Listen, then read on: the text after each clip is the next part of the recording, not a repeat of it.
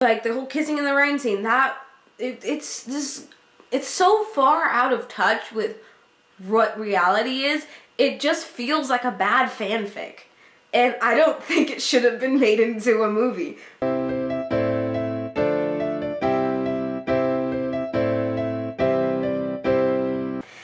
Hey, it's Bella from school and welcome back to my channel where I discuss a variety of topics pertaining to film and entertainment. Let's get right into it.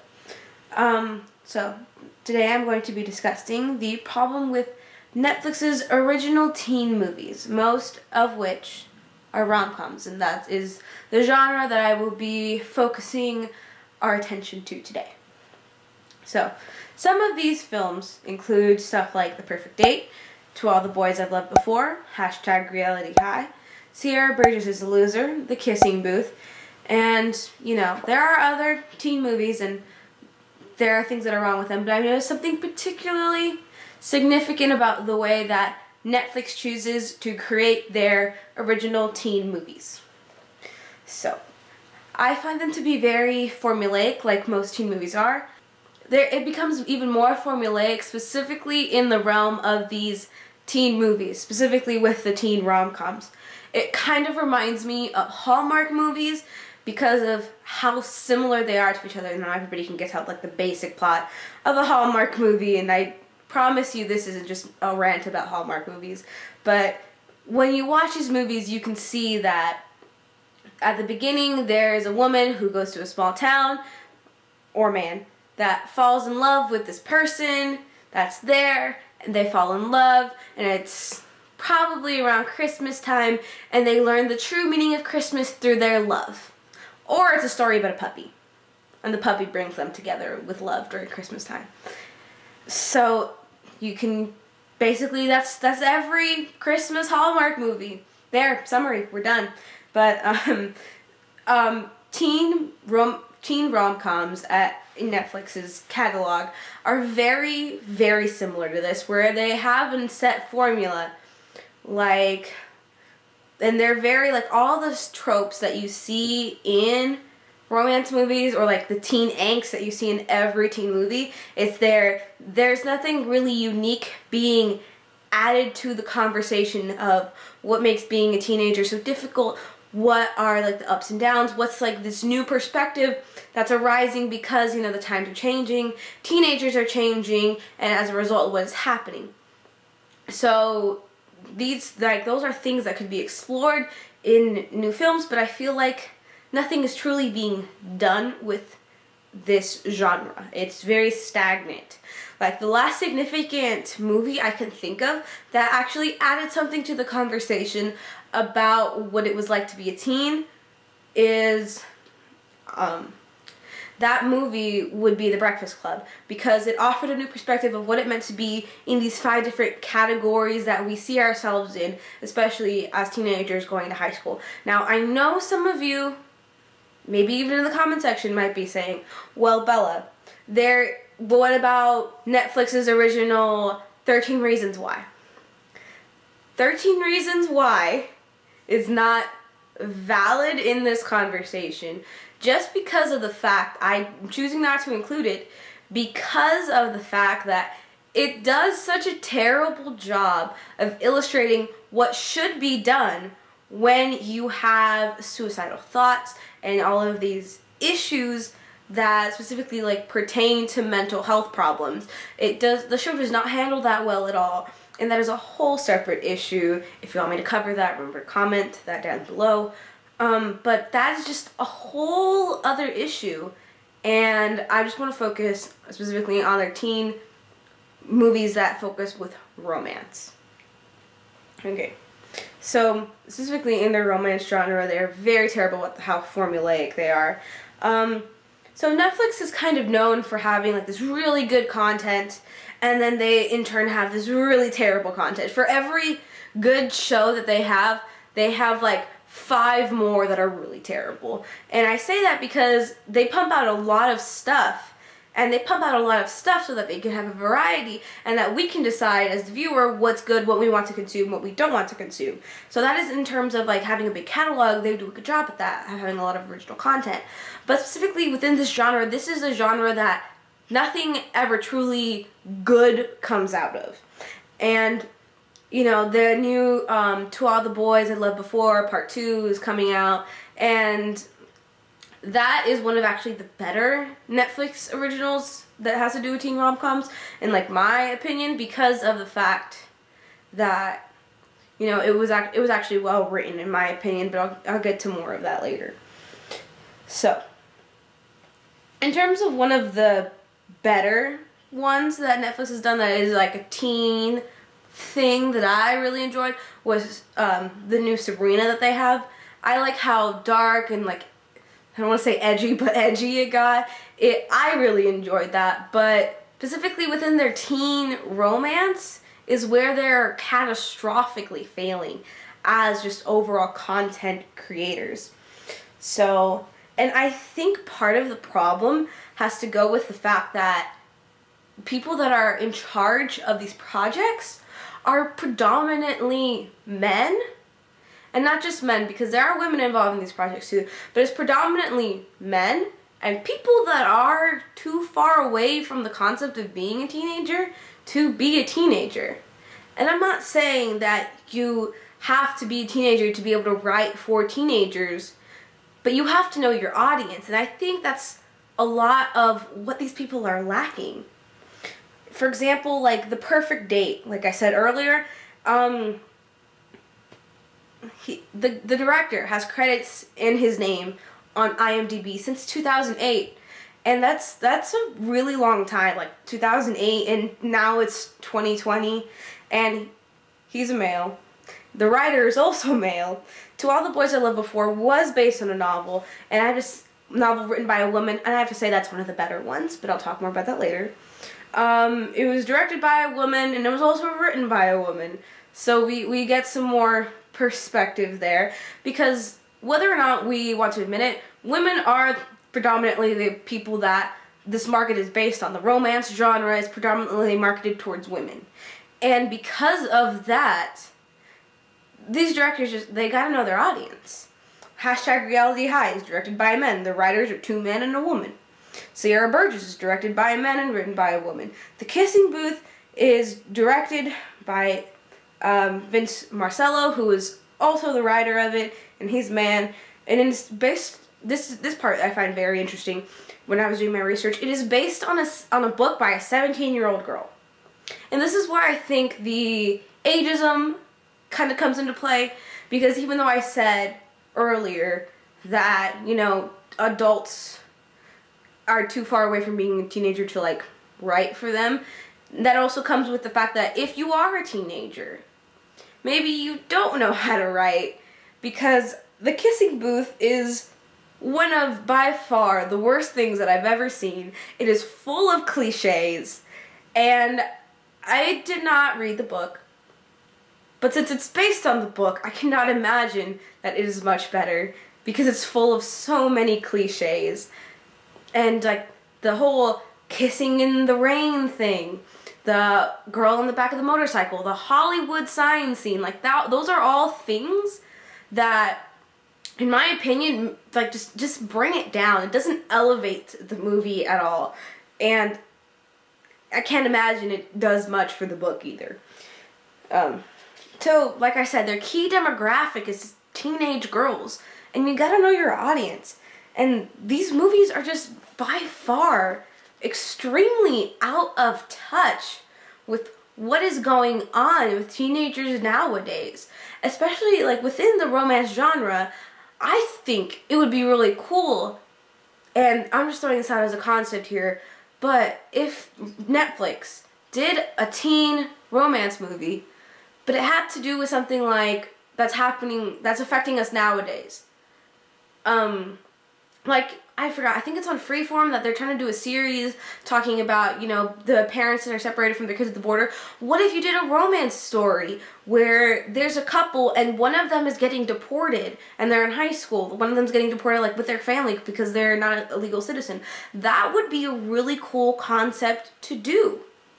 Or what about, I don't know, there's just so many things that you can do with this genre and make it more relevant to what's happening to people nowadays. Because I know, especially in my community, I had friends who had their parents deported because they weren't legal citizens of the United States. But, like, that, whether you think that's right or wrong, it is still a relevant topic to what is going on nowadays. And I think that if we did have something that's talking about that, I think it would be more popular, and it would actually add something more to the conversation than stuff like the other movies that we've already seen. So, and I think it's unfair to say that men can't write for teenage girls, or this demographic can't write for this demographic. That is not true, but you do have to know your audience. And most people are better at writing from what they know. And if Netflix consistently has stuff that's directed and written by men for teenage girls, I genuinely don't think that unless they do research on a lot of it, that they're going to be able to successfully write a good story that's aimed at teenage girls. So I already said my whole bit about all the cliches in the kissing booth, and it made it to a point where I could not even relate to the characters I saw on screen because of the fact that I felt so disconnected from them. Like I said, in the Hollywood sign scene where the two main characters, the two main love interests are together, that wouldn't happen nowadays because you're not even allowed to go up to the Hollywood sign. Like the whole kissing in the rain scene, it's so far out of touch with what reality is. It just feels like a bad fanfic. And I don't think it should have been made into a movie, but it was. But that's just my opinion. However, out of all of these movies that I have issues with, and here's where I bring it back to All the Boys I Loved Before, that one I actually liked because it brought something different. I mean, it still followed some tropes of the romance genre, but every genre movie does. But it brought something different to the conversation that hadn't been brought to the rom-com teenage genre before. For example, it was starring an Asian American, and I know that's not a big thing for a lot of people in terms of the story, but it was a big deal in terms of representation because whether you agree with me or not, there are a lot of people that value seeing themselves on screen. And if you are a filmmaker who is trying to appeal to a large demographic, wanting to see yourself as an underrepresented minority, see yourself on screen, is going to pull more people in to watch the content that you are creating, to watch your film. So in terms of that, it did do something different. And secondly, the second thing that I actually liked about this was it did something different with the plot that I have not seen from a lot of other Netflix original teen movies, which is that there's a scene where Laura Jean and Peter are talking in their kitchen, and they're talking about their shared experience of having lost a parent.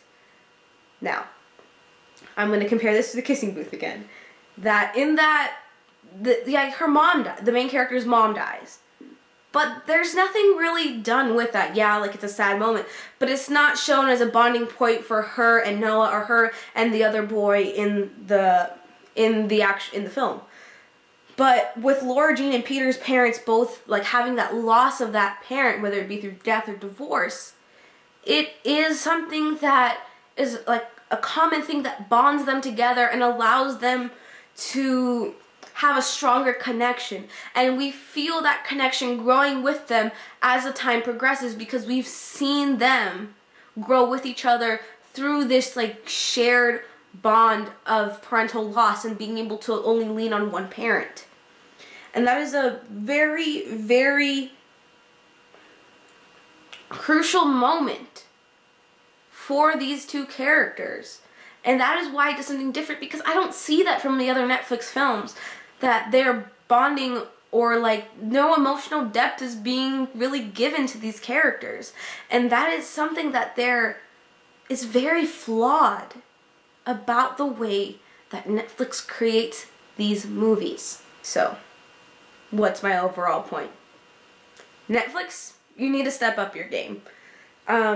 Your teen movies can be better. They can be great. Get them to the level of Lady Bird, of Breakfast Club, of The Perks of Being a Wallflower. These 3 movies are great examples of how it can be done. How to create good teen content. You even have To All the Boys I Loved Before.